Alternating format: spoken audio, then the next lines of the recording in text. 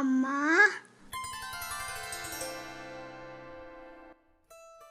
Hi friends, good afternoon. Welcome back to my channel. ఎలా ఉన్నారు friends మీరందరూ? నేనైతే చాలా బాగున్నాను. ఈరోజు ఈ వీడియోలో నా సండే రొటీన్ని నేను మీతో షేర్ చేస్తున్నాను. ఇప్పటి వరకు మన ఛానల్ని సబ్స్క్రైబ్ చేసుకోకపోతే తప్పకుండా సబ్స్క్రైబ్ చేసుకోండి. అలాగే ఈ వీడియోని లైక్ చేయడం మాత్రం మర్చిపోకండి. ఫ్రెండ్స్, ఈరోజు మార్నింగ్ బ్రేక్ఫాస్ట్లో నేను ఎగ్ పరోటా చేస్తున్నానండి. దీనికోసం ఫస్ట్ ఎగ్ని మిక్స్ చేస్తున్నాను. ఒక బౌల్లో 6 ఎగ్స్ తీసుకున్నాను. అలాగే కొంచెం సాల్ట్ తీసుకున్నాను, కొంచెం పెప్పర్ పౌడర్ వేసుకున్నాను. మొత్తం కూడా మనం బాగా మిక్స్ చేసేసుకోవాలి, అంటే బాగా బీట్ చేసేసుకోవాలి. ఇప్పుడు స్టవ్ పై ప్యాన్ పెట్టుకున్నాను. అలాగే కొంచెం ఆయిల్ వేసుకున్నాను. ఆయిల్ వచ్చి బాగా హీట్ అవ్వాలి. ఆయిల్ హీట్ అయిపోయిన తర్వాత ఇప్పుడు మనం ఎగ్ మిక్స్ వేసుకోవాలి. ఇది మనం పరాటాతోనే చేసుకోవాలని అయితే ఏమీ లేదండి, చపాతీతో కూడా మీరు చేసుకోవచ్చు. చపాతీని మీరు కొంచెం ఫస్ట్ ఫ్రై చేసేసుకొని ఆ తర్వాత ఇలా ఎగ్ వేసేసుకొని మీరు చేసుకోవచ్చు. నేను ఇన్స్టెంట్ పరాటా యూజ్ చేస్తున్నానండి, ఐడి పరాటా యూజ్ చేస్తున్నాను. ఆల్రెడీ ఇది కొంచెం ఫ్రై అయ్యే ఉంటుంది. మళ్ళీ మనం కొంచెం ఆయిల్ వేసుకొని ఫ్రై చేస్తే సరిపోతుంది. ఒక సైడ్ మనం ఎగ్ వేసుకొని చేస్తాము, సెకండ్ సైడ్ నార్మల్గానే మనం ఫ్రై చేసేసుకుంటాము. చాలా తొందరగా అయిపోతుంది. ఈ రకంగా మనం 2 సైడ్స్ కూడా బాగా ఫ్రై చేసేసుకోవాలి.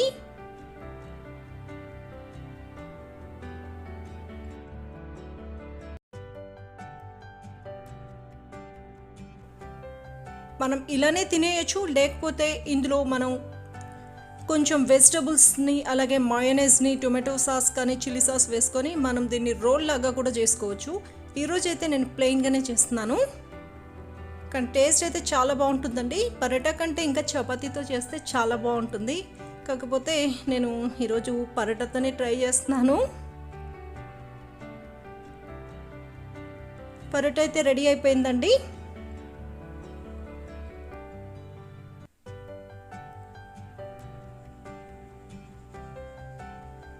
నేను దీన్ని రోల్ చేసేసాను. పిల్లలకి మనం ఇలా ఇచ్చేటప్పుడు ఇందులో కొంచెం మయోనైజ్ కానీ టొమాటో సాస్ ఇవి వేసి ఇచ్చామంటే పిల్లలు కూడా చాలా ఇష్టంగా తింటారు. ఫ్రెండ్స్, ఇప్పుడు టైం వచ్చి మార్నింగ్ 7:30 అయిందండి. కొంచెం పని మీద బయటికి వెళ్తున్నాము.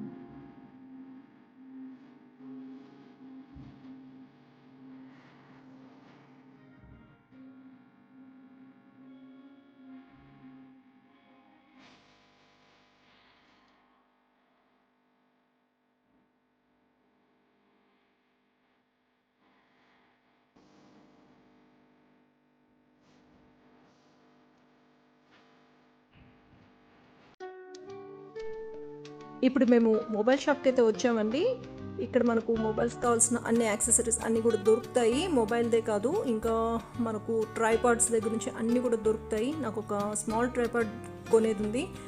అంటే యాక్చువల్ మనం ఆన్లైన్లో కూడా పర్చేస్ చేయొచ్చు, కాకపోతే ఒక్కొక్కసారి ఆన్లైన్లో మంచివి రావండి, మళ్ళీ వాటిని రిటర్న్ చేసి మళ్ళీ తెప్పించేది కొంచెం కష్టం. అందుకని చెప్పి నేను ఇక్కడ షాప్లోనే తీసుకుందాం అనుకున్నాను. నాది మొబైల్ది స్క్రీన్ గార్డ్ కూడా డ్యామేజ్ అయింది కింద పడిపోయి, కాబట్టి అది చేంజ్ చేయాలి. ఇంకా బ్యాక్ కేస్ చేంజ్ చేయాలి, ఇంకా ఐప్యాడ్ది కూడా చేంజ్ చేయాలండి. అంటే ఐప్యాడ్ది బ్యాక్ కేస్ చేంజ్ చేయాలి, ఇంకా స్క్రీన్ గార్డ్ అయితే వేయించాలి. ఇప్పుడు శ్రేయు క్లాసెస్ స్టార్ట్ అవుతాయి, ఆన్లైన్ క్లాసెస్, కాబట్టి శ్రేయు దీన్ని యూజ్ చేస్తాడు. పిల్లల సంగతి తెలిసిందే కదండి, వాళ్ళు యూజ్ చేశారంటే స్క్రాచెస్ పడుతూ ఉంటాయి, కాబట్టి కంపల్సరీ దీనికి స్క్రీన్ గార్డ్ వేస్తేనే బెస్ట్. లేకపోతే కింద వేసేసారనుకోండి, మెయిన్ది బ్రేక్ అయిపోయింది అనుకోండి గ్లాస్, అది చేంజ్ చేయాలంటే చాలా కష్టం, మళ్ళీ చాలా ఖర్చు ఎక్కువ అవుతుంది, అది ఒక్కసారి దొరకకపోవచ్చు కూడా. అది ఈ లాక్డౌన్ టైంలో చాలా కష్టం అండి. కాబట్టి ఇప్పుడు దీనికి స్క్రీన్ గార్డ్ అయితే వేస్తున్నాము. దీనికి స్క్రీన్ గార్డ్ వేసి బ్యాక్ కవర్ కూడా వేయించాలి. అంటే వాడికి క్లాసెస్కి కంఫర్టబుల్గా ఉండేటట్లుగా కొంచెం స్ట్రాంగ్గా ఉండేది వేయించామంటే డ్యామేజ్ అవ్వకుండా ఉంటుంది, అది మళ్ళీ వాడికి కూడా ఈజీగా ఉంటుంది కదా యూజ్ చేయడానికి. అందుకని చెప్పి ఇప్పుడు ఇవి అయితే వేయించేస్తున్నాము. యశుకు 2 వీక్స్ అయిందండి ఆన్లైన్ క్లాసెస్ స్టార్ట్ అయ్యి. శ్రేయుకు అయితే పోస్ట్పోన్ అవుతూ వచ్చింది. లాస్ట్కి ఇప్పుడు ఈ వెన్స్డే నుంచి క్లాసెస్ అయితే స్టార్ట్ అవుతాయి. బుక్స్ అయితే ఇంకా ఏమీ పర్చేజ్ చేయలేదు, అంటే లాక్డౌన్ కదండి, కాబట్టి షాప్స్ అయితే క్లోజ్ అయినాయి. ఈ లాక్డౌన్ తర్వాత నుంచి ఇంకా మేము పిల్లలిద్దరు కూడా బుక్స్ ఇంకా పర్చేజ్ చేయాలి.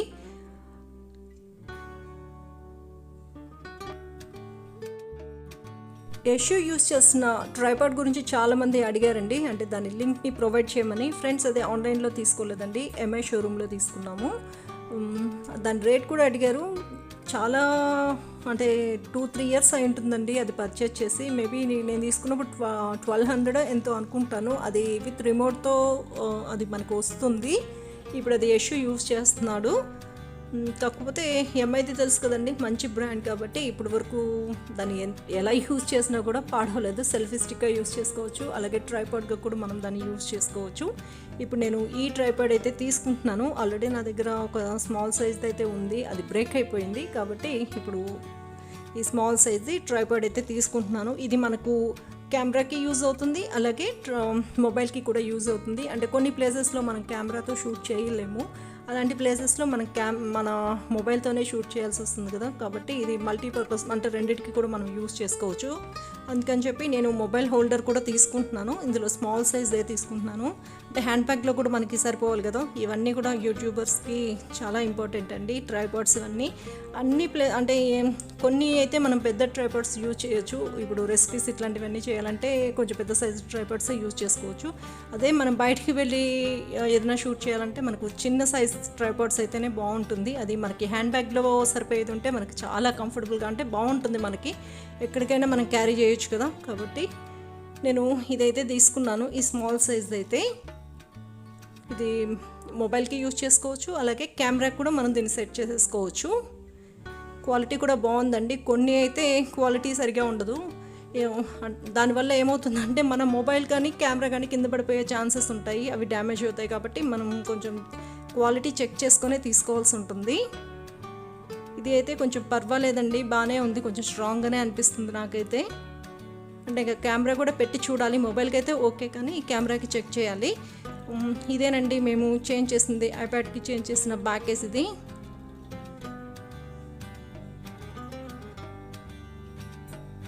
అంటే శ్రేయుకు టేబుల్ మీద పెట్టుకోవడానికి కరెక్ట్గా ఉంటుంది, కాబట్టి కొంచెం ఇది స్ట్రాంగ్గా ఉండేది తీసుకున్నాము. వాళ్ళ దగ్గర ఎక్కువ మోడల్స్ కూడా ఏమీ లేవండి షాప్లో. ఇప్పుడు ఓన్లీ ఒక 2 మోడల్సే ఉన్నాయి, అందులో మాకు నచ్చింది ఇది, కాబట్టి ఇది తీసుకున్నాము.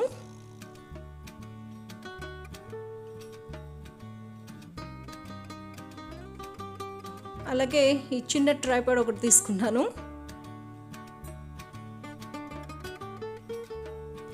ఇంకా మేము ఇంటికైతే బయలుదేరుతున్నామండి. ఇప్పుడు టైం వచ్చి 8:40 అయింది.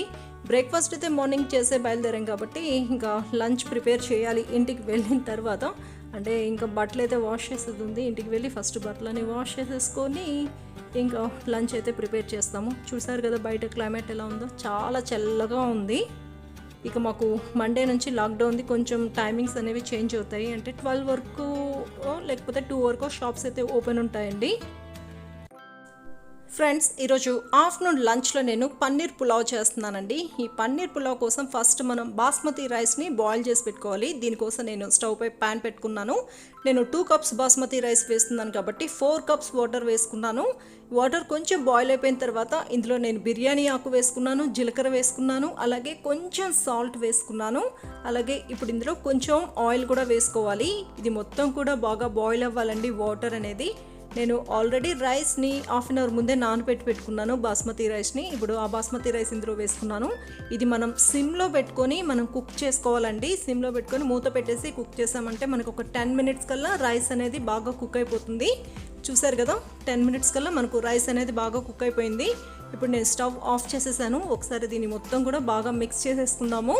దీన్ని మనం ఒక ప్లేట్లో కానీ, అంటే ఒక పెద్ద సైజ్ ప్లేట్లో కానీ, లేకపోతే ఇలాగైనా మనం ప్యాన్లోనైనా మూత తీసేసి పెట్టాలండి. అంటే ఇది మొత్తం కూడా మనకు చల్లగా అవ్వాలి. చల్లగా అయిపోయిన తర్వాతనే మనం దీంతో పులావ్ చేస్తే బాగుంటుంది. ఇప్పుడు నేను దీన్ని పక్కకు పెట్టేస్తున్నాను. ఇప్పుడు మనం పన్నీర్ని కూడా మ్యారినేట్ చేసి ఫ్రై చేసేసుకుందాము. నేను 250 గ్రామ్స్ పన్నీర్ తీసుకున్నానండి. ఈ పన్నీర్ని ఈ రకంగా నేను కట్ చేసి పెట్టుకున్నాను. ఇందులో కొంచెం సాల్ట్, చిల్లీ పౌడర్, అలాగే టర్మరిక్ పౌడర్ వేసుకున్నాను. దీన్ని మొత్తం కూడా బాగా మిక్స్ చేసేస్తాను. ఇప్పుడు స్టవ్ పై ప్యాన్ పెట్టుకున్నాను. ఇందులో 2 స్పూన్స్ గీ వేసుకున్నాను. పన్నీర్ని మనం ఆయిల్తో ఫ్రై చేసేదానికంటే గీతో ఫ్రై చేసుకుని పులావ్ చేసామంటే టేస్ట్ చాలా బాగుంటుంది. గీ మొత్తం కూడా బాగా హీట్ అయిపోయిందండి. ఇప్పుడు ఇందులో నేను పన్నీర్ వేసేసుకుంటున్నాను. మనం సిమ్లో పెట్టుకొని ఈ పన్నీర్ని మొత్తం కూడా కలర్ చేంజ్ అయ్యేంత వరకు మనం బాగా ఫ్రై చేసుకోవాలి. అంటే మనకు ఒక 5 మినిట్స్ కల్లా పన్నీర్ మొత్తం కూడా బాగా ఫ్రై అయిపోతుంది. సిమ్లో పెట్టుకొని ఫ్రై చేసుకోవాలండి. హై ఫ్లేమ్లో పెడితే మాడిపోతుంది కాబట్టి మనం సిమ్లో పెట్టుకొని ఈ రకంగా మిక్స్ చేసుకుంటూ అన్ని సైడ్లు కూడా మనకు బ్రౌన్ కలర్ వచ్చేంత వరకు మనం బాగా ఫ్రై చేసుకోవాలి. ఇలా ఫ్రై చేసుకుంటేనే టేస్ట్ అనేది చాలా బాగుంటుంది. అంటే కొంతమంది పచ్చిగా అలా వేసేస్తూ ఉంటారు. అలా వేసేదానికంటే మనం ఈ రకంగా సాల్ట్, చిల్లీ పౌడర్ ఇవంతా కూడా మిక్స్ చేసుకొని ఫ్రై చేస్తామంటే టేస్ట్ అనేది చాలా బాగుంటుంది. ఇది మొత్తం ఫ్రై అయిపోయిందండి. తీసి పక్కన పెట్టేస్తాను. ఇప్పుడు స్టవ్ పై ఇంకొక ప్యాన్ పెట్టుకున్నాను. ఇప్పుడు ఇందులో నేను కొంచెం డిజైన్ ఎక్స్ట్రేట్ ఆలివ్ ఆయిల్ వేసుకున్నాను. ఆలివ్ ఆయిల్ హీట్ అయిపోయింది. ఆలివ్ ఆయిల్ హీట్ అయిపోయిన తర్వాత ఇందులో నేను హోల్ గరం మసాలా వేసుకున్నాను. దాల్చిన చెక్క, లవంగాలు, ఇలాచి, అలాగే కొంచెం మిరియాలు వేసుకున్నాను. ఫస్ట్ మనం వీటిని అన్నిటినీ కూడా బాగా ఫ్రై చేసుకోవాలి. ఇవి మొత్తం కూడా బాగా ఫ్రై అయిపోయిన తర్వాత ఇందులో ఒక ఆనియన్ని నేను కట్ చేసుకొని వేసుకున్నాను. ఈ ఆనియన్ని కూడా మనం బాగా ఫ్రై చేసుకోవాలి. అంటే మనకు కలర్ అనేది చేంజ్ అవ్వాలండి. చూసారు కదా, ఈ రకంగా చేంజ్ అవ్వాలి. ఇప్పుడు ఇందులో నేను 1 స్పూన్ జింజర్ గార్లిక్ పేస్ట్ వేసుకున్నాను. ఈ జింజర్ గార్లిక్ పేస్ట్లోని రా స్మెల్ అనేది పోవాలండి. అంతవరకు మనం దీన్ని బాగా ఫ్రై చేసుకోవాలి. ఇది మొత్తం కూడా ఫ్రై అయిపోయిందండి. ఇప్పుడు ఇందులో నేను ఒక టొమాటోని కట్ చేసుకొని వేసుకున్నాను. ఈ టొమాటోని కూడా మనం బాగా మగ్గనివ్వాలి. టొమాటో కూడా మగ్గిపోయిందండి. ఇప్పుడు ఇందులో నేను కొంచెం పచ్చి బఠానీ వేసాను. దీన్ని కూడా మనం కొంచెం ఫ్రై చేసుకోవాలి. అంటే ఒక 2 మినిట్స్ మనం ఫ్రై చేసుకోవాలి. ఇప్పుడు ఇందులో నేను సరిపడినంత సాల్ట్ వేసుకున్నాను. అలాగే కొంచెం టర్మరిక్ పౌడర్ వేసుకున్నాను, చిల్లీ పౌడర్ వేసుకున్నాను, బిర్యానీ మసాలా పౌడర్ వేసుకున్నాను. ఇప్పుడు మనం దీన్ని మొత్తం కూడా బాగా మిక్స్ చేసుకోవాలి. అంటే మనకు ఈ స్పైస్ పౌడర్స్ అంతా కూడా కొంచెం ఫ్రై అవ్వాలండి. ఈ రకంగా మనం బాగా ఫ్రై చేసేసుకోవాలి. ఇప్పుడు ఇందులో మ్యాష్ చేసుకున్న పన్నీర్ వేసుకున్నాను. ఇలా మ్యాష్ చేసుకున్న పన్నీర్ వేసుకోవడం వల్ల మనకు ఎక్స్ట్రా టేస్ట్ అండి అది. మనం దీన్ని కూడా కొంచెం ఫ్రై చేసుకోవాలి. ఇది ఫ్రై అయిపోయిన తర్వాత మనం ముందుగా బాయిల్ చేసి పెట్టుకున్న రైస్ వేసుకోవాలి. ఇప్పుడు మనం మొత్తం కూడా బాగా మిక్స్ చేసుకోవాలి. అంటే ఈ మసాలా అనేది మొత్తం కూడా రైస్కి పట్టాలండి. ఆ రకంగా మనం మొత్తం కూడా బాగా మిక్స్ చేసుకోవాలి. సిమ్లో పెట్టుకొని మనం దీన్ని మొత్తం కూడా కుక్ చేసుకోవాలి. సాల్ట్ అనేది ఒకసారి చెక్ చేసుకోండి. మీకు సరిపోకపోతే ఇంకొంచెం యాడ్ చేసుకోవచ్చు. ఈ రకంగా మనం మొత్తం మిక్స్ చేసిన తర్వాత దీనిపైన మనం ముందుగా గీలో ఫ్రై చేసి పెట్టుకున్న పన్నీర్ పీసెస్ పెట్టుకోవాలి.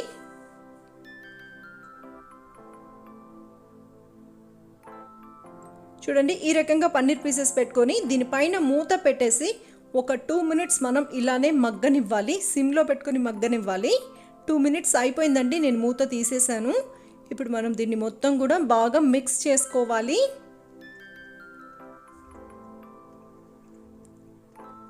ఈ రకంగా మనం మొత్తం కూడా బాగా మిక్స్ చేసేసుకొని ఇంకా స్టవ్ ఆఫ్ చేసేయచ్చు. ఎంతో టేస్టీగా ఉండే పన్నీర్ పులావ్ రెడీ అయిపోయిందండి. చాలా ఈజీగా ప్రిపేర్ చేసుకోవచ్చు. టేస్ట్ అయితే చాలా బాగుంటుంది. మీరు కూడా తప్పకుండా ట్రై చేయండి ఫ్రెండ్స్. ట్రై చేసి టేస్ట్ ఎలా ఉంది అనేది నాతో షేర్ చేసుకోండి. ఈ పన్నీర్ పులావ్కి మంచి కాంబినేషన్ అంటే పెరుగు చట్నీనే అండి. ఆఫ్టర్నూన్ లంచ్ చేసేసి కొంచెంసేపు రిలాక్స్ అయిపోయారండి. ఇంకా నేను నిద్ర లేచే లోపలికి 4 o'clock అయింది.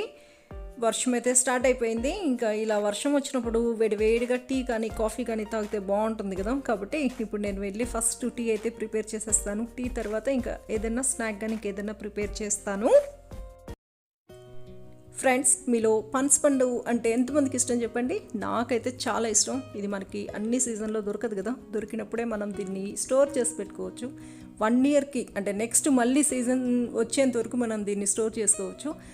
దీన్ని ఎలా స్టోర్ చేసుకోవచ్చు అనేది చెప్తాను. కానీ చాలామంది ఏమనుకుంటారంటే పనసపండు అంటే మనం దాన్ని కట్ చేసేసుకొని తినేస్తే సరిపోతుంది అనుకుంటారు. కాదండి, దీంతో ఎన్ని రకాలు మనం చేసుకోవచ్చు. దోశ చేసుకోవచ్చు, అలాగే హల్వా చేసుకోవచ్చు, పాయసం చేసుకోవచ్చు, పనియారం చేసుకోవచ్చు, ఇంకా చాలా రకాలైతే మనం దీంతో చేసుకోవచ్చు.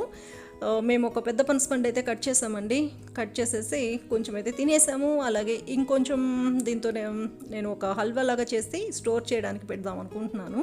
అలాగే మీకు కూడా యూస్ అవుతుందని చెప్పి నేను షేర్ చేస్తున్నాను.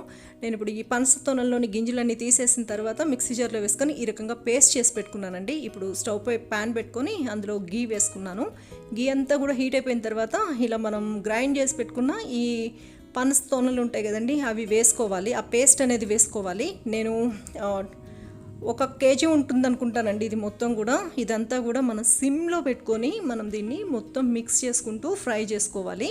అంటే మీరు నాన్ స్టిక్ యూస్ చేసే పని అయితే కంటిన్యూస్గా మిక్స్ చేయాల్సిన అవసరం లేదు. స్టీల్ది అయితే కంటిన్యూస్గా మిక్స్ చేయాలండి, అంటే మాడిపోతుంది. లేకపోతే ఇలా మనం మిక్స్ చేసుకున్న తర్వాత ఇందులో బెల్లం వేసుకోవాలి. బెల్లం పొడి వేసుకున్నాను నేను. మీ దగ్గర బెల్లం పొడి లేకపోతే బెల్లాన్ని కొంచెం వాటర్ వేసేసి బాయిల్ చేసేసుకోండి. అది మొత్తం కూడా బాగా కరిగిపోయిన తర్వాత మీరు ఆ వాటర్ని వడగట్టి వేసేసుకోండి. లేకపోతే బెల్లం పొడి దొరికితే బెల్లం పొడి అయినా మీరు డైరెక్ట్గా యూస్ చేయొచ్చు. అంటే మీకు పనసపండు చాలా తీయగా అనిపిస్తే బెల్లం క్వాంటిటీని కొంచెం తగ్గించుకోండి. అదే అంత స్వీట్నెస్ లేకపోతే మీరు బెల్లం క్వాంటిటీని కొంచెం ఎక్కువ చేసుకోండి అంతే. దీన్ని సిమ్లో పెట్టుకొని మధ్యలో మనం మిక్స్ చేసుకుంటూ ఈ రకంగా మనం కొంచెంగా గీ వేసుకుంటూ మనం మిక్స్ చేసుకుంటూ ఉండాలండి. హై ఫ్లేమ్లో పెట్టకూడదు. హై ఫ్లేమ్లో పెడితే మాడిపోతుంది. కాబట్టి ఈ రకంగా మనం సిమ్లో పెట్టుకొని మిక్స్ చేసేసుకోవచ్చు. నేను ఈ రకంగా మిక్స్ చేసుకున్న తర్వాత ఇప్పుడు ఇందులో నేను గీ వేస్తున్నాను. గీ వేసి మళ్ళీ మిక్స్ చేసేస్తాను. ఇది నాన్ స్టిక్ అంటే ఇది మాడిపోయే ఛాన్స్ లేదు కాబట్టి నేను 2 minutes ఒకసారి అలా మిక్స్ చేస్తూ ఉన్నాను. ఇలా మనం మిక్స్ చేసుకున్న కొద్దీ మనకు కలర్ అనేది కూడా చేంజ్ అయిపోతుందండి. అంతేకాకుండా ఇది మనకు ఈ ప్యాన్ని వదులుతుంది. అంతవరకు మనం సిమ్లో పెట్టుకొని దీన్ని బాగా కుక్ చేసేసుకుంటూ ఉండాలి. ఈ రకంగా మనం సిమ్లో పెట్టుకొని మనం కుక్ చేసేసుకోవాలండి. ఇది మొత్తం కూడా ప్యాన్ వదులుతుంది. అంతేకాకుండా దగ్గర పడుతుంది. కలర్ అనేది ఈ రకంగా చేంజ్ అయిపోతుంది. ఈ రకంగా అయిన తర్వాత స్టవ్ ఆఫ్ చేసేసి దీన్ని మొత్తం కూడా చల్లగయ్యేంత వరకు ఇలానే ఉంచేసేయాలండి. చల్లగైపోయిన తర్వాత మనం దీన్ని ఏదైనా బాక్స్లో పెట్టి స్టోర్ చేసుకోవచ్చు. అంటే వాటర్ అనేది తగలకూడదండి. వాటర్ తగిలితే పాడైపోతుంది. ఎక్కువ రోజులు మనం స్టోర్ చేసుకోలేము. వాటర్ తగలకుండా ఉంటే 1 year వరకు కూడా మనం దీన్ని స్టోర్ చేసుకోవచ్చు. అంటే మనకి సీజన్ కానప్పుడు కూడా మనం దీన్ని టేస్ట్ అయితే చూడొచ్చు. పనసకాయ ఇష్టమైన వాళ్ళు ఈ రకంగా నేను బాక్స్లో అయితే స్టోర్ చేసేస్తాను. ఇది వాటర్ తగలకుండా మనం యూస్ చేసుకోవచ్చు. దీంతో మనం పనియారం అలాగే పాయసం ఇవి కూడా మనం ఈ పనసపండు పాకంతో మనం చేసుకోవచ్చు. ఆ రెసిపీస్ కూడా నేను నా నెక్స్ట్ వీడియోస్లో షేర్ చేస్తాను. సో లాస్ట్ వీడియోలో చెప్పిన యాక్టివిటీస్కి మంచి రెస్పాన్స్ వచ్చిందండి. Thank you. సో అదేలాగా ఇప్పుడు ఈరోజు కూడా ఈ యాక్టివిటీలో ఈ straw and ping pong ball use చేసి మనం కొన్ని ఎక్సర్సైజ్ చేయొచ్చు. లైక్ బ్లో అవుట్ చేయొచ్చు. ఇలా బ్లో అవుట్ చేసుకుంటూ వెళ్ళొచ్చు. అండ్ ఇంకోటి ఇన్హేల్. ఆ స్ట్రా వల్ల మనం ఇన్హేల్ చేస్తే ఆ బాల్ ఆ స్ట్రాతో పాటు మనం డ్రాగ్ చేసుకుంటూ రావచ్చు. ఈ యాక్టివిటీస్ని మనం కొంచెం స్పీడ్గాను కొంచెం స్లోగాను అండ్ టైమింగ్ ఇచ్చి పిల్లలకి మనం ఆర్డర్ చేసుకుంటూ మనం చెప్పిస్తూ వెళ్ళొచ్చు. ఈ ఎక్సర్సైజ్ని మనం ఏమంటామంటే యాక్టివ్ బ్రీతింగ్ కంట్రోలింగ్ టెక్నిక్ అంటాము. సో దీనివల్ల ఏమవుతుందంటే పిల్లలకి ఈ స్లోగా బ్లో చేయటం వల్ల స్లోగా ఇన్హేల్ చేయటం వల్ల మార్చి ఆల్టర్ చేసి మనం చేయటం వల్ల మన లంగ్ అనే మజిల్స్ ఉంటుంది కదా, చెస్ట్ క్యావిటీ మజిల్స్ అనేది బాగా స్ట్రెంగ్త్ అవుతుందండి. ఈ స్ట్రెంగ్త్ అవటం వల్ల ఏమవుతుందంటే పిల్లలకి ఎండ్యూరెన్స్ లెవెల్ బాగా డెవలప్ అవుతుంది. ఆ ఎండ్యూరెన్స్ లెవెల్తో పాటు ఇమ్యూనిటీ బూస్ట్ అవుతుంది. పిల్లలు మాత్రం కాదు, పెద్దవాళ్ళు కూడా చేయొచ్చు. సో రిమైనింగ్ యాక్టివిటీస్ నేను నెక్స్ట్ వీడియోలో చెప్తానండి. Thank you.